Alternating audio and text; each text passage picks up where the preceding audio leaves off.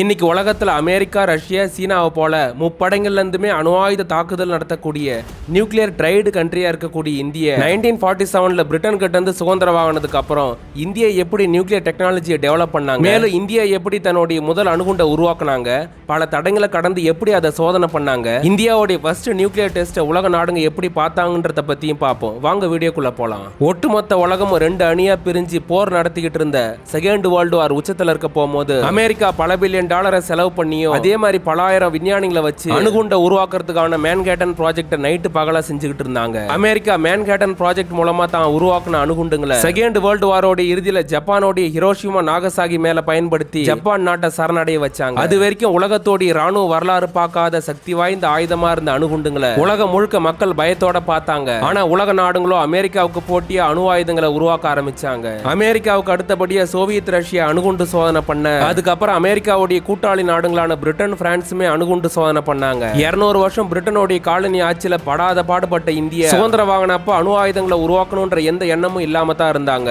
ஆனா சுதந்திர வாங்கின 2 மாசத்துல காஷ்மீரை மையமா வச்சு இந்தியாவோட அதிதீவிர போர்ல ஈடுபட்டாங்க பாகிஸ்தான். 1950க்கு அப்புறம் இந்தியன் அட்டாமிக் சயின்ஸ் உடைய சுப்ரீம் லீடரா இருந்த ஹோமி பாபா எதிர்வர காலத்துல இந்தியா அணு ஆயுத நாடா மாறுறதுதான் இந்தியாவுடைய பாதுகாப்புக்கு நல்லதுன்றத பிரதமர் நேரு கிட்ட ஹோமி பாபா சொன்னாரு. அடுத்த கட்டமா 1950கள்ல அமெரிக்கா, பிரிட்டன், கனடாவோட உதவியோட இந்தியா தனக்கான எலக்ட்ரிசிட்டி தேவைக்காக சைரஸ், அப்சரான்ற 2 நியூக்ளியர் பவர் பிளான்ட்டை உருவாக்குனாங்க. இந்த பவர் பிளான்ட்டை ரன் பண்ணது மூலமா கிடைச்ச அனுபவத்தை வச்சு இந்தியா அடுத்த கட்டத்துக்கு நகர ஆரம்பிச்சாங்க. மகாராஷ்டிரா மாநிலம் தாராப்பூர்ல இந்தியா தனக்கான ஃபர்ஸ்ட் நியூக்ளியர் பவர் பிளான்ட்டை ஸ்டார்ட் பண்ணாங்க. இந்த பவர் பிளான்ட்டை ரன் பண்றதுக்கு தேவையான நியூக்ளியர் ஃபியூலான இன்ரிச்டு யுரேனியமும் முழுக்க இந்தியாவிலே உருவாக்கி பயன்படுத்தினாங்க. 1965 லால் பகதூர் சாஸ்திரி பிரதமரா இருந்த வரைக்கும் இந்தியா அணு ஆயுதத்தை உருவாக்குற வேலைன்றது பொறுமையா நடந்துட்டு இருந்தது. அதுக்கப்புறம் 1966ல நேருவோடைய மகள் இந்திரா காந்தி இந்தியாவுடைய முதல் பெண் பிரதமரா பொறுப்பேற்றதுக்கு அப்புறம் இந்தியாவுடைய நியூக்ளியர் வெப்பனுக்கான ஃபைலை தூசி தட்டி செயல்பட வச்சாங்க. இந்தியா எவ்வளவு சீக்கிரம் முடியுதோ அவ்வளவு சீக்கிரம் அணுகுண்டை உருவாக்கியே ஆகணும்ன்றத 1967ல இந்தியா முழுசா உணர்ந்தாங்க.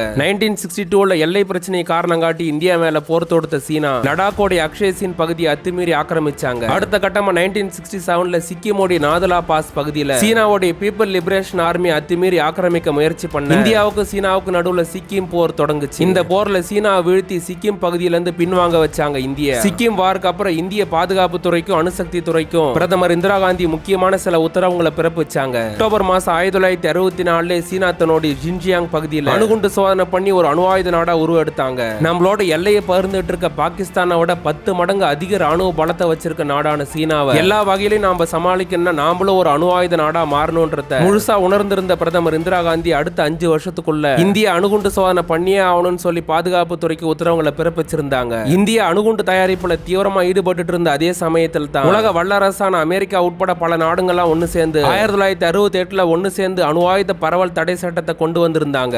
இந்த அணு ஆயுத பரவல் தடை சட்டத்துல கையெழுத்து போட மறுத்த இந்தியா இந்த ட்ரீட்டில இருந்து முழுசா வெளியேறினாங்க. அப்பவே அமெரிக்கா உட்பட மேற்குலக நாடுகளுக்கு இந்தியா அணு ஆயுதத்தை உருவாக்குவாங்களோன்ற டவுட் வர ஆரம்பிச்சிடுச்சு. அமெரிக்கா உட்பட மேற்குலக நாடுகளுடைய கண்ணுல படாத வகையில இந்தியா தனக்கான அணு ஆயுதத்தை ரொம்ப ரகசியமா உருவாக்க ஆரம்பிச்சாங்க. இந்தியா நியூக்ளியர் வெப்பனை உருவாக்குறது சம்பந்தமான எந்த தகவலும் வெளி உலகத்துக்கு பரவாத வகையில இந்திய உளவு அமைப்பான ரா பாத்துக்கிட்டாங்க. மேலும் இந்தியாவுடைய உயர் மட்டத்தில் இருந்த ஒரு சிலருக்கு தவிர நாம நியூக்ளியர் வெப்பனை உருவாக்குறது சம்பந்தமான எந்த தகவலும் போய் சேரல. இது ஒரு பக்கம் இருக்க 1971ல இந்தியாவுக்கும் பாகிஸ்தானுக்கும் நடுவுல பங்களாதேஷ் வார்ன்றது ஸ்டார்ட் ஆயிடுச்சு. இந்த வார்ல நாட்டோடைய முப்படைகளும் ஒரு சேர ஈடுபடுத்தப்பட்டு ஈஸ்ட் பாகிஸ்தான் பங்களாதேஷ்ன்ற புதிய நாடா உதயமாச்சு. பங்களாதேஷ் வார் முடிஞ்சதுக்கு அப்புறம் நியூக்ளியர் வெப்பனை உருவாக்குறதுக்கான வேலைகளை இந்தியா இன்னும் அதிகமாக்க ஆரம்பிச்சாங்க. ஏன்னா இந்த பங்களாதேஷ் வார்ல பாகிஸ்தானுக்கு ஆதரவா அமெரிக்கா தன்னுடைய அணுசக்தி போர்க்கப்பலான USS என்டர்பிரைசஸ் இந்தியாவுக்கு எதிராக வங்காள விரிகுடாவுக்கு அனுப்பி வச்சாங்க. பல கட்ட முயற்சிக்கு அப்புறம் இந்தியாவுடைய முதல் அணுகுண்டு 1974ல முழுசா உருவாக்கப்பட்டு சோதனைக்கு தயாராச்சு. அணுகுண்டு சோதனை பண்றதுக்கு ஏதுவான இடமா ராஜஸ்தான் மாநிலத்தை தேர்ந்தெடுத்தாங்க விஞ்ஞானிங்க. அங்க இருக்கக்கூடிய பாலைவன பகுதியான பொக்ரான் நியூக்ளியர் டெஸ்ட் பண்றதுக்கு ஏதுவான இடமா இருக்கும்னு செலக்ட் பண்ணாங்க. இந்திய ராணுவத்தோட உதவியோட அணு ஆயுதத்தோட பார்ட்ஸ்ங்க எல்லாம் பொக்ரான் பாலைவனத்துல ரகசியமா ஒவ்வொன்னா கொண்டு போய் சேர்த்தாங்க. பொக்ரான்ல எல்லாம் அசம்பிள் ஆகி ரெடி ஆனதுக்கு அப்புறம் பிரதமர் இந்திரா காந்தி கிட்ட விஞ்ஞானிகள் எல்லாம் டெஸ்டுக்கான டேட்டா 18th மே 1974 அன்னைக்கு பண்ணலாம்னு சொன்னாங்க. உலகத்துக்கு அமைதியை போதிச்ச புத்தர் பிறந்த தினமான புத்த பூர்ணிமா அன்னைக்கு இந்தியா அணுகுண்டு சோதனை பண்ண முழு வீச்சில் தயாரானாங்க. திட்டமிட்டபடி எல்லாம் சக்சஸ்ஃபுல்லா முடிஞ்சதுனால புத்த பூர்ணிமா அன்னைக்கு காலையில 8:05 மணிக்கு மேல 20 வருஷம் உழைப்புல பல ஆயிரம் விஞ்ஞானிகளை வச்சு இந்தியா உருவாக்குன அணுகுண்டு பொக்ரான் பாலைவனமே அதிர வெற்றிகரமா வெடிச்சது. ஆரம்பத்துல பாகிஸ்தானும் சீனாவும் ஏதோ எர்த்குவைக் வந்ததா நினைச்சு அவங்க இந்தியா பொக்ரான்ல அணுகுண்டு சோதனை பண்ணது தெரிஞ்சு அதிர்ச்சி ஆனாங்க. மறாவது நாள் ஒட்டுமொத்த உலகத்துக்கும் தலைப்பு செய்தியா மாறின இந்தியாவுடைய முதல் அணுகுண்டு சோதனை. அதே சமயம் அமெரிக்கா உட்பட மேற்குலக நாடுகளை கோவப்படுத்துச்சு. இந்தியா தன்னுடைய பாதுகாப்புக்காக நியூக்ளியர் டெஸ்ட் பண்ணதா சொன்ன சோவியத் ரஷ்யா இந்தியாவுக்கு பக்கபலமாவும் ஆதரவாகவும் நின்னாங்க. ஆனா இந்த நியூக்ளியர் டெஸ்டுக்கு எதிர்ப்பு தெரிவிச்ச சில நாடுங்க இந்தியா மேல சில பொருளாதார தடைகளுமே விதிச்சாங்க. வீடியோ பாக்குற நண்பர்கள் மறக்காம சப்ஸ்கிரைப் பண்ணிக்கோங்க. அதே மாதிரி பக்கத்துல இருக்கிற பெல் பட்டனை பிரஸ் பண்ணிக்கோங்க. அப்பதான் ஃப்ரெண்ட்ஸ் நாங்க போடுற ஒவ்வொரு வீடியோவும் உங்களுக்கு நோட்டிபிகேஷனா வந்து சேரும். அதே மாதிரி வீடியோ சம்பந்தமான உங்களுடைய கருத்துங்களை கமெண்ட்ல பதிவிடுங்க. எங்களுடைய பதிவு உங்களுக்கு பிடிச்சிருந்தா உங்களுடைய ஃபேமிலி அண்ட் ஃப்ரெண்ட்ஸுக்கு ஷேர் பண்ணுங்க. மேலும் எங்களுக்கு ஏதாவது உதவ நினைச்சா சூப்பர் தேங்க்ஸ் மூலமா சேனலுக்கு ஹெல்ப் பண்ணுங்க.